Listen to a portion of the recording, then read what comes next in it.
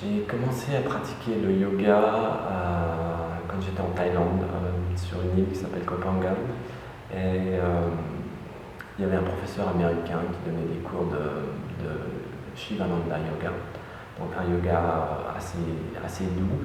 Et donc j'étais intrigué, il y a des amis qui m'ont parlé, il y avait des cours de yoga, donc je suis allé voir. Et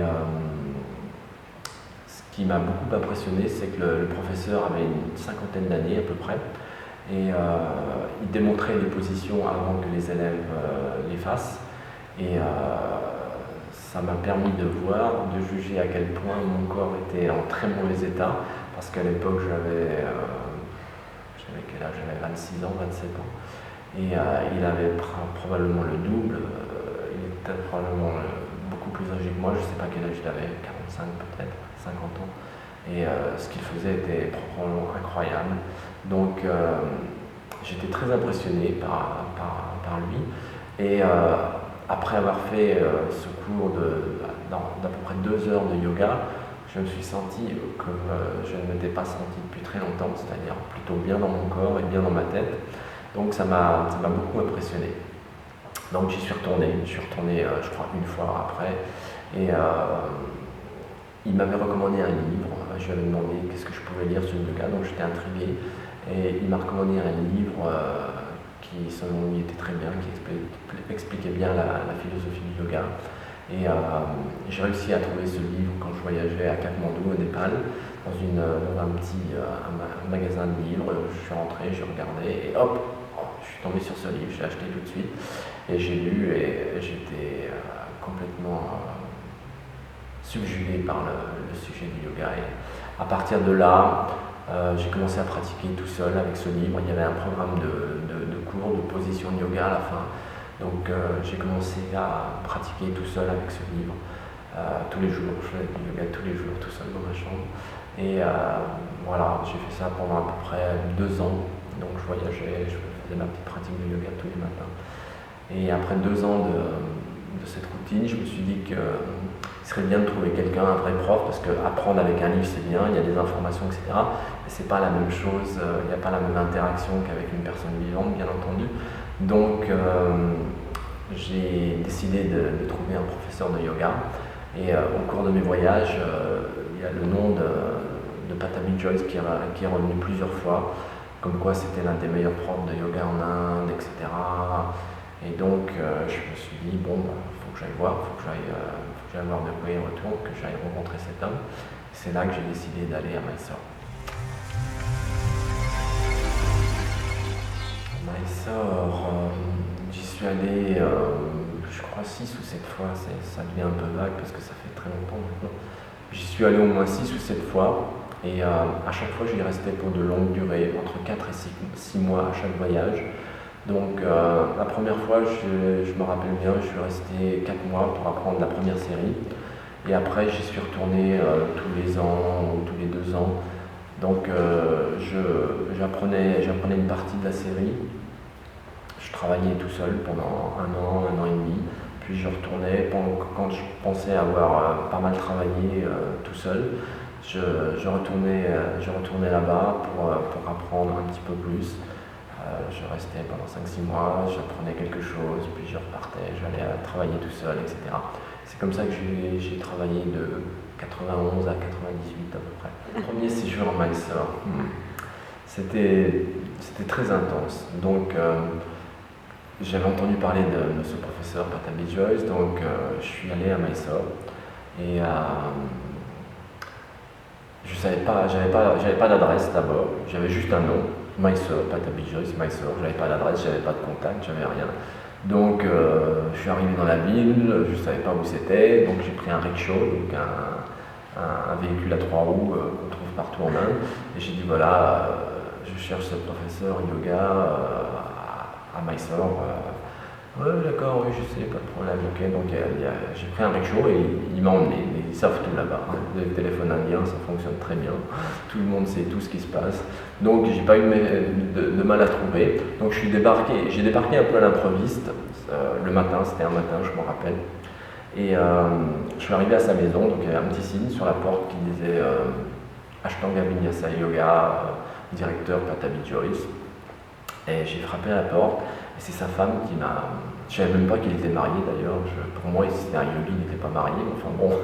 Donc c'est sa femme qui m'a ouvert, et je lui ai dit que je voulais voir, j'étais venu voir Pattabhi Jois, elle m'a dit ah, il est parti au marché, il va revenir, asseyez-vous. Elle m'a offert le thé, etc. Donc c'était très, très sympa, j'étais là, j'attendais. Et peut-être une demi-heure plus tard, j'ai vu ce petit homme arriver sur sa mobilette avec son casque. Il était pas du tout comme je m'imaginais, c'était un petit homme tout rond, avec la tête toute ronde, le corps tout rond. Et c'est pas vraiment l'idée que je me faisais d'un maître de yoga, mais il est venu, donc il s'est assis, on a commencé à discuter, il m'a demandé si je fais du yoga, etc. Je lui ai dit oui, ça fait 2 ans que je fais du yoga avec un livre, et là il a rigolé. Il a rigolé, oui, non, c'est pas la même chose. Moi je pensais que j'étais sérieux dans ma pratique, et que j'étais arrivé à un certain niveau de pratique avec mon livre, etc. Mais bon, il a rigolé, quoi. Et il m'a dit vous voulez essayer? Je dis oui. Il me dit bon, venez demain matin à 5 heures pour regarder un cours. Et après vous déciderez. Donc le lendemain matin, 5 heures, ça faisait très tôt quand même, donc il fallait que je me lève avant parce qu'il fallait que je sois à 5 heures là-haut, donc il fallait que je me lève à 4 heures ou 4h30. Et donc j'ai repris un rickshaw, j'habitais pas dans la même partie de la ville, donc il a fallu que je trouve un rickshaw le matin, etc. Et donc je suis arrivé à 5 heures chez lui à nouveau. Et là, donc l'entrée principale de sa maison était comme ça, et la salle de yoga était derrière, fallait aller sur le côté. Et donc je suis passé sur le côté, et là quand je suis arrivé, j'ai entendu un son vraiment très rauque. On se demandait un peu, c'était un peu comme un animal qui respirait, ça faisait.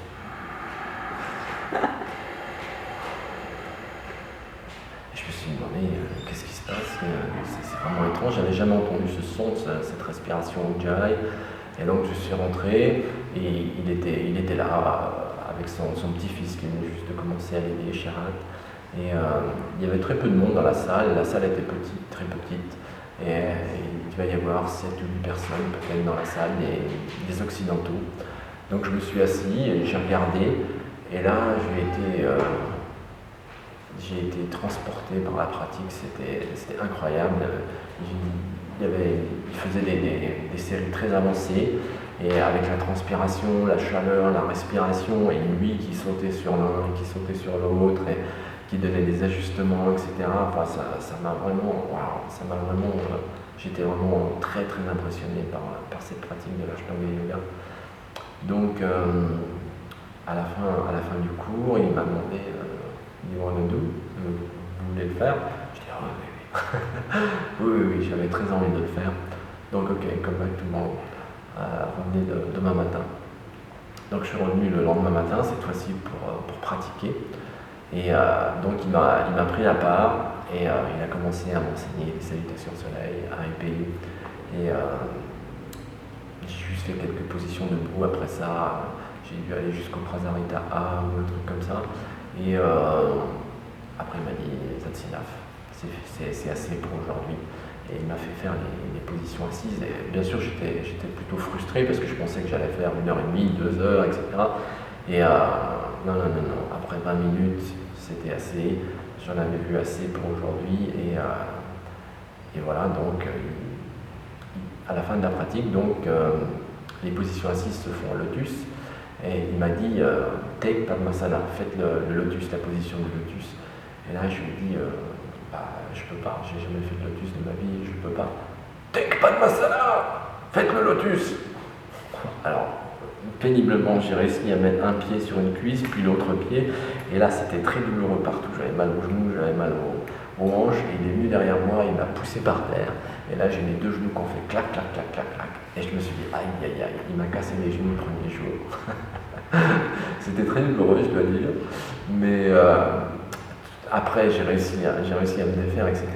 J'ai eu mal pendant un petit moment, mais bon, il ne m'avait pas cassé les genoux, mais il me les avait dérouillés, on va dire. Et voilà, donc, et c'était le début de l'histoire d'amour, donc c'était mon premier cours d'Ashtanga. Et après, donc, je suis retourné, comme je vous l'ai dit, pendant 4 mois, donc ça m'a pris 4 mois pour faire toute cette série. Et donc, l'apprentissage a été long et difficile parce que j'étais plutôt dans une condition physique, on va dire, très médiocre, pas très bonne, pas souple du tout, j'avais pas vraiment de résistance, enfin bref, ça a été...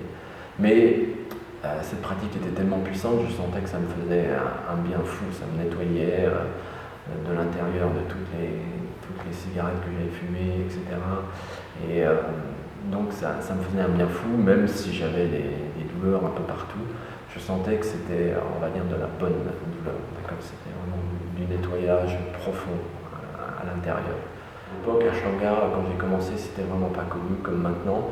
Il y avait très peu de gens qui pratiquaient l'Ashtanga. Au début des années 90, il y avait une poignée de personnes qui pratiquaient l'Ashtanga. Donc tout le monde se connaissait et c'était très familial, on va dire, comme environnement. Et c'était très bien, quoi. J'aimais beaucoup.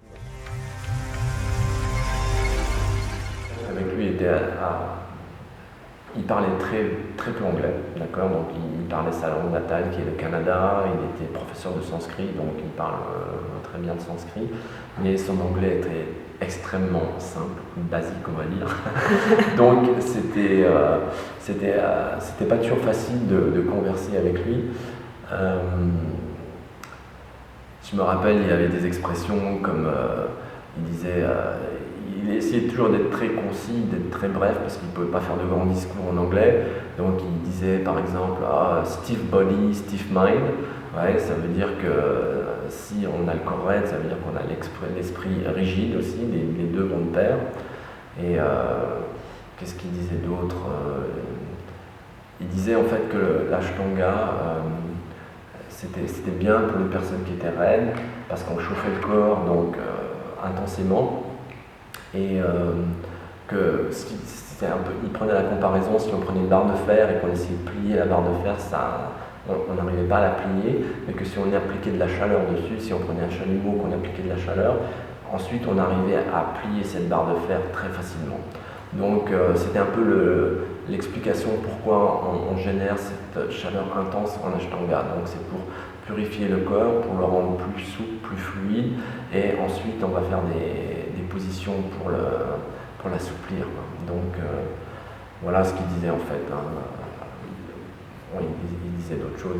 Il avait un sens de l'humour, il était très rigolo, il était très sérieux dans ce qu'il faisait, mais il y avait un côté très léger. Il aimait bien, quand on était dans les positions les plus extrêmes, de venir et nous sortir une blague, par exemple, pour, je sais pas, c'était assez rigolo, pour peut-être nous déconcentrer, ou peut-être nous montrer que c'était pas si important, ou je sais pas.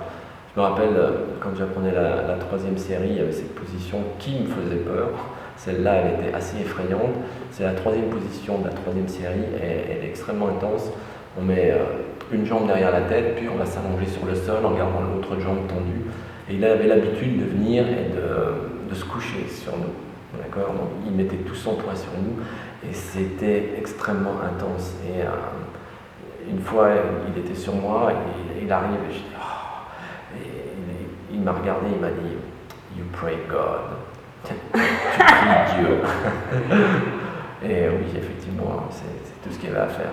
Prier Dieu. Et comme disait justement Patabi, lorsqu'on pratique un mois ici à Mysore avec moi, c'est comme si on pratique un an tout seul à l'extérieur. Et c'est vrai qu'il y avait une intensité que j'ai jamais vue ailleurs dans cette petite salle. Il y avait vraiment, c'était extrêmement intense, quoi. En plus, on ne pouvait pas lui dire non. Donc, il n'y avait pas moyen de dire non, aujourd'hui je ne me sens pas d'attaque pour faire cette position ou quoi que ce soit. C'était YouTube. Ok, bon.